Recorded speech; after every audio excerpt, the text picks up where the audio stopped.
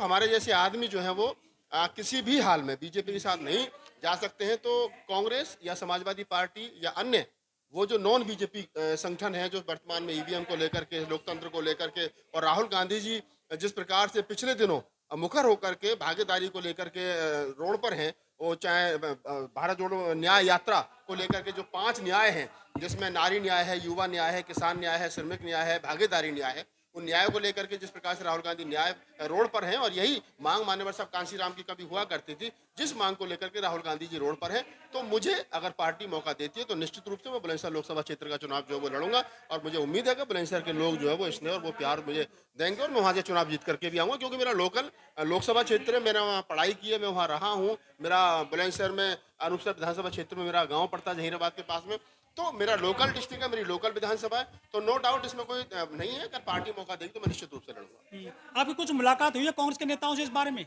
मिलते रहते हैं, जानते हैं लोग, और ऐसा नहीं है कि क्या नाम है नहीं जानते हैं, बिल्कुल जानते हैं। और जो बायोडाटा है वो भी जहाँ जिस लेवल पर दिया जा सकता था देने की कोशिश की गई है।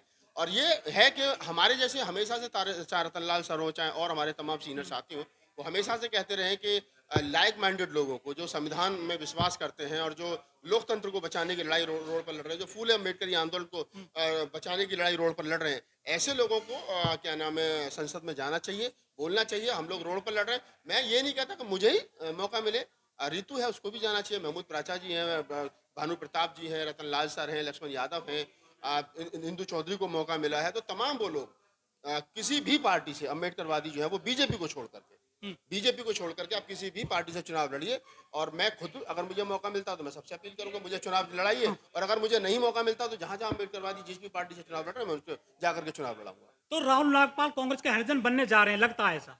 ये कहाँ लिखा है कि मैं कांग्रेस का हरिजन बनने जा रहा हूँ? अब वोट मिलेगा ना, वो टिकट मिलेगा आपको कांग्रेस से? नहीं तो टिकट मिलने का मतलब हरिजन शाह होने का क्या मतलब है? बाबा साहब डॉक्टर अम्बेडकर को कांग्रेस ने कानून मंत्री बनाया, तो बाबा साहब डॉक्टर अम्बेडकर हरिजन हो गए? हरा भी तो उन्होंने था ना। नहीं नहीं, सुनिए ना, पहले मेरी बात तो सुनिए। तो फिर कांग्रेस क्या नाम, कांग्रेस ने मंत्री बनाया ना, राज्यसभा सांसद ही बनाया ना।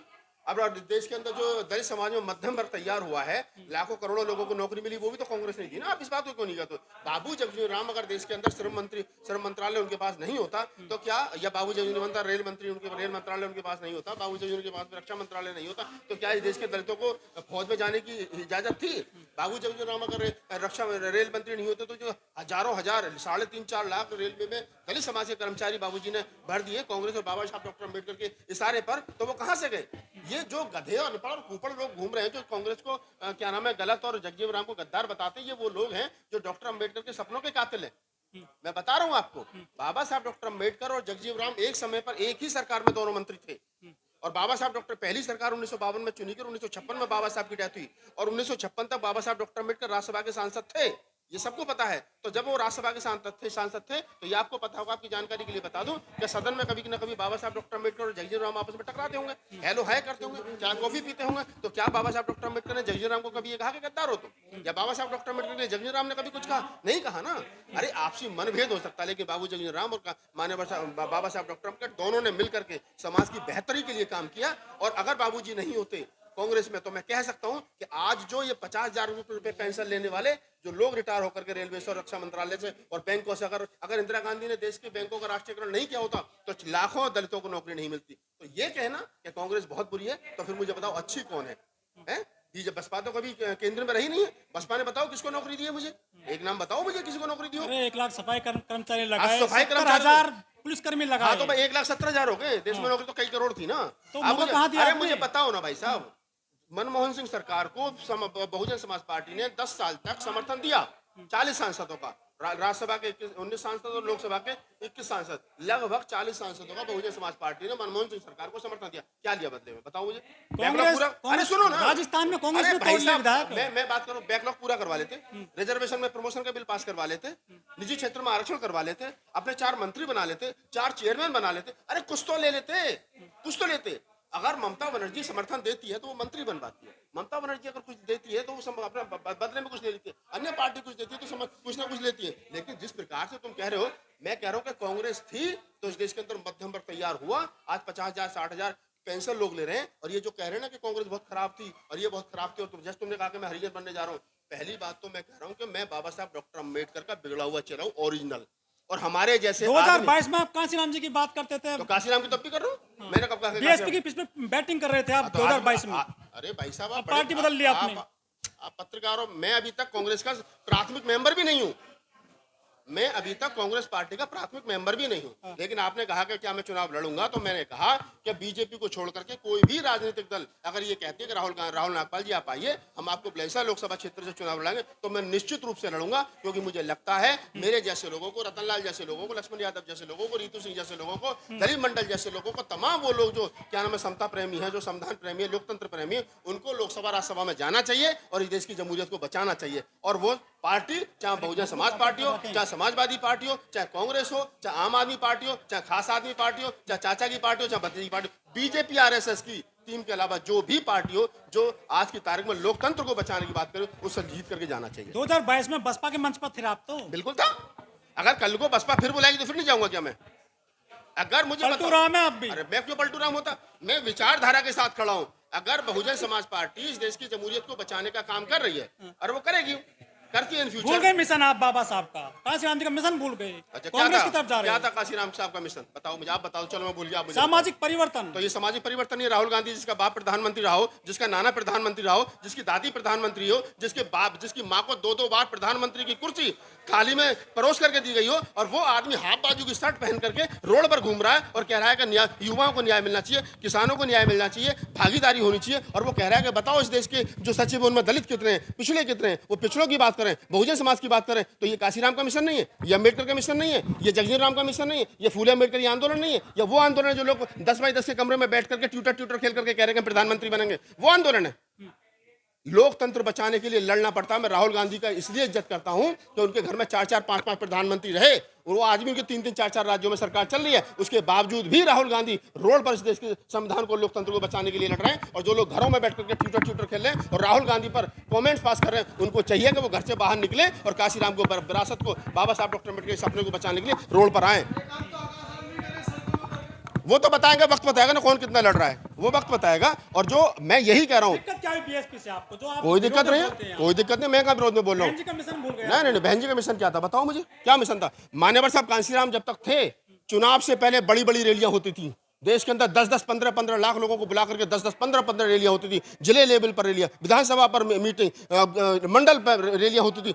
माहौल बनाया जाता था। लोगों एक लोकसभा में, एक विधानसभा में 10-10 कैंडिडेट होते थे। जो बेहतर कैंडिडेट होता था उसको टिकट दिया जाता था, मेहनत की जाती थी, चुनाव जिता करके लाया जाता था। और आज अगर बसपा वो काम नहीं कर रही है, सिर्फ ट्यूटर खेल रही है, और मेरे जैसे लोग, रतनलाल जैसे लोग, तमाम लोगों, सुनिए ना, अरे सुन लो, बहन जी के ट्यूटर से रुक जाओ, बहन जी की ज्यादा वकील मत बनो आप।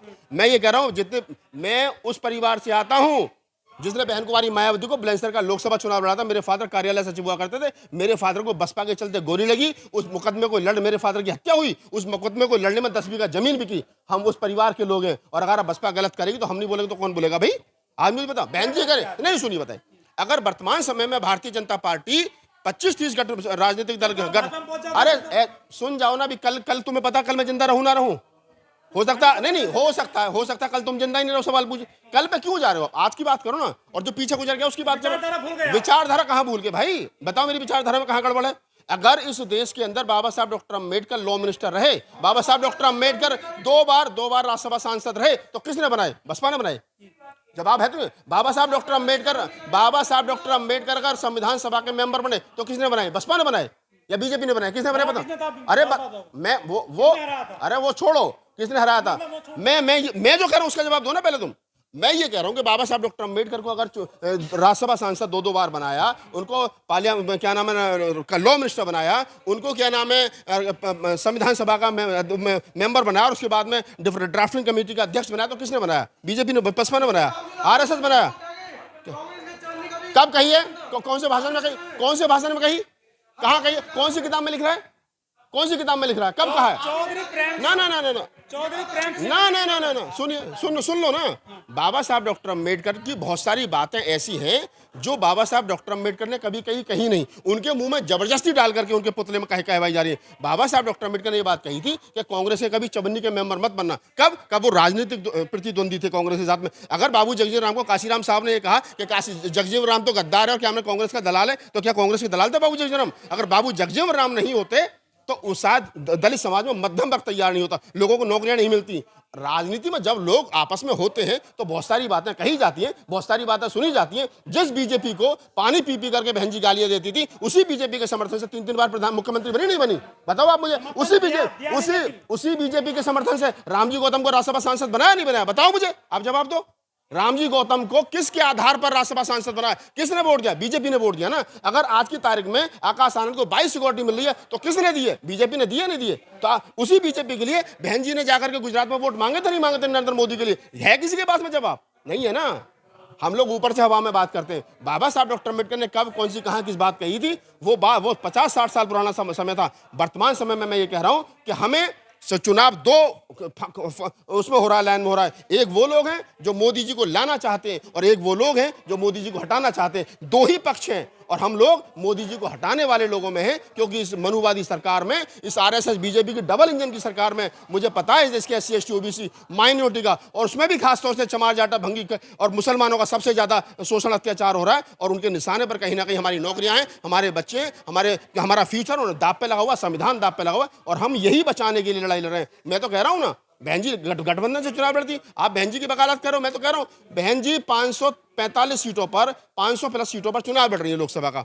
आप मुझे बताओ, वो जहां जहां वोट काटेंगी या जो भी बात होगी, किसको फायदा होगा? बीजेपी को फायदा होगा ना। वोट काटेंगे बहन। और क्या होगा? लोग क्या कर रहे हैं? ये वोट काट रहे हैं। अच्छा, चुनाव लड़ना गलत है? नहीं, चुनाव लड़ना अच्छी बात है, लेकिन चुनाव लड़के किसको फायदा पहुंचाना चाहते हैं? जिस समय पर बीजेपी 28-27 सीटों के साथ में चुनाव लड़ रही है, उसकी अकेले की हिम्मत ना हो, कांग्रेस की हिम्मत ना हो, तुम अकेले चुनाव लड़ क्या करोगे? बताओ मुझे, क्या करोगे अकेले चुनाव लड़? अकेले क्या 2007 से? अरे अब की बात करो यार। मेरा दादा क्या नाम है, शेर से लड़ा, क्या हुआ? मर गया।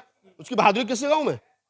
मेरा वोट काटेंगे? अरे तुम तो मुझे लग रहा पत्रकार छोड़ के बहन जी से कहो कि सीमा कुशवाहा बीजेपी में चली गई है, सीमा कुशवाहा बीजेपी में चली गई है, वे आप पत्रकार छोड़ करके प्रवक्ता रहो। बहन कुमार, जब बहन जी 40 सांसदों का समर्थन कांग्रेस को दे सकती हैं और कह सकते हैं कि हम धर्म क्या नाम है निरपेक्ष देश चाहते हैं, और क्या नाम है ऐसी जो धार्मिक पार्टियां हैं जो एक धर्म विशेष को बढ़ाती हैं, हम उनको रोकने के लिए कांग्रेस को समर्थन दे रहे हैं। तो अगर मैं वही बात बहन जी के मिशन को आगे बढ़ा रहा हूं तो इसमें तुम्हारे पेट में क्यों मरोड़ हो रही है? तुम्हारे पेट में क्यों दर्द हो रही है? तुम उसकी टेंशन तुम मत लो। अंतानी जी के पास में 5-6 प्लॉट है, एक दो उनके बिकवा देंगे, सब लड़ लेंगे, कोई दिक्कत नहीं। पहले तुम टिकट दिलवाओ, ठीक है? धन्यवाद।